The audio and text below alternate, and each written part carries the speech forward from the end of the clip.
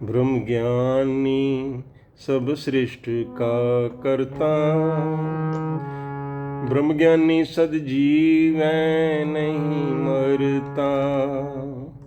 ब्रह्म ज्ञानी मुक्त भुगत जी का दाता, ब्रह्म ज्ञानी पूरन पुरख विधाता। ब्रह्म ज्ञानी अनाथ का नाथ, ब्रह्म ज्ञानी का सब ऊपर हाथ।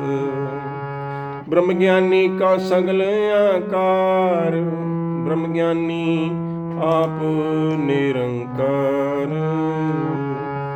ब्रह्म ज्ञानी की शोभा ब्रह्म ज्ञानी बनी, नानक ब्रह्म ज्ञानी सरब का धनी। ब्रह्म ज्ञानी की शोभा ब्रह्म ज्ञानी बनी, नानक ब्रह्म ज्ञानी सरब का धनी।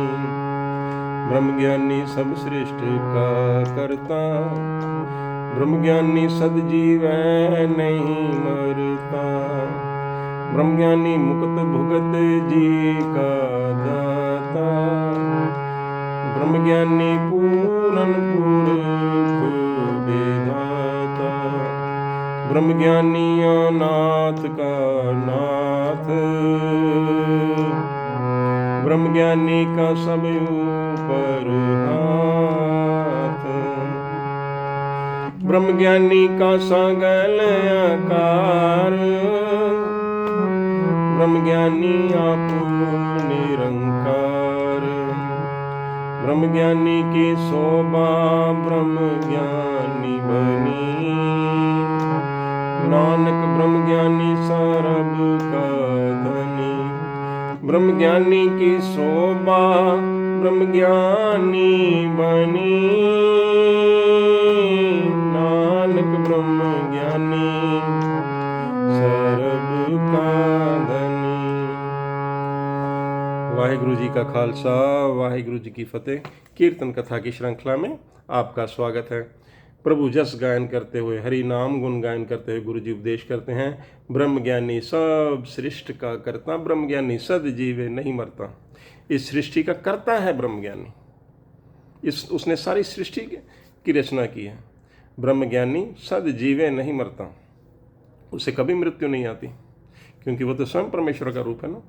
मृत्यु तो अहंकार को आती है, अज्ञानता को आती है। जो ब्रह्म ज्ञान है उसको नहीं मृत्यु आती।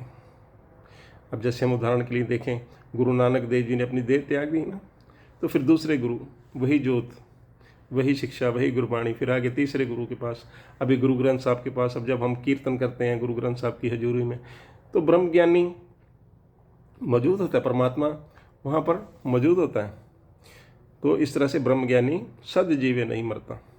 ब्रह्म ज्ञानी मुक्त जुगत जी का दाता। ब्रह्म ज्ञानी दाता है मुक्ति का, वो मुक्ति प्रदान करता है हमें, हमारी आत्मा को ज्ञान से। ब्रह्म ज्ञानी पूर्ण पुरख विधाता। ब्रह्म ज्ञानी तो स्वयं परमेश्वर है, या यूं कह ले कि परमेश्वर स्वयं ब्रह्म ज्ञानी के में अपने आप को प्रकट करता है। एक ही बात है, एक ओंकार वाहिगुरु रूप है। ब्रह्म ज्ञानी अनाथ का नाथ, ब्रह्म ज्ञानी का सब ऊपर हाथ। जिसका कोई नहीं है ना, उसका आसरा भी ब्रह्म ज्ञानी बनता है। ब्रह्म ज्ञानी का सब ऊपर हाथ है, सब पर कृपा करते हैं ब्रह्म ज्ञानी, उसकी पक्षपात नहीं है उसकी दृष्टि में। ब्रह्म ज्ञानी का सगल आकार, जितनी हम दुनिया देख रहे हैं ना, ये सब ब्रह्म ज्ञानी की है। ब्रह्म ज्ञानी आप निरंकार। क्यों? क्योंकि वह तो स्वयं निरंकार रूप है, वो एकमकार है, कोई भेद नहीं है। ब्रह्म ज्ञानी की शोभा ब्रह्म ज्ञानी बनी, नानक ब्रह्म ज्ञानी सर्ब का धनी। सो ब्रह्म ज्ञानी की शोभा ने हम किसी और चीज़ से तुलना नहीं कर सकते। वो तो स्वयं अचरज स्वरूप, स्वयं एक ओंकार स्वरूप है, जो वाद सच जुगा सच है। उसकी शोभा तो ब्रह्म ज्ञानी की तो ब्रह्म ज्ञानी से ही शोभा हो सकती है। परमात्मा की शोभा तो परमात्मा से ही की जा सकती, किसी और से नहीं।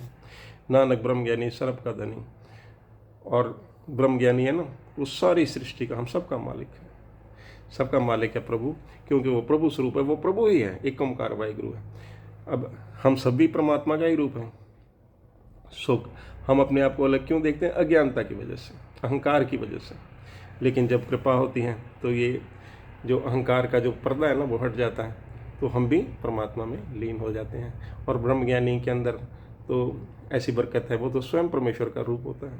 और इस तरह से भी कह सकते हैं परमेश्वर स्वयं अपने आप को ब्रह्मज्ञानी के अंदर से प्रकट करता है। ये था कीर्तन कथा का सारांश। इसी के साथ दास को आज्ञा बख्शें। अरदास करें कि कीर्तन कथा की श्रृंखला इसी तरह से आगे भी चलती रहे। वाहिगुरु जी का खालसा, वाहिगुरु जी की फतेह।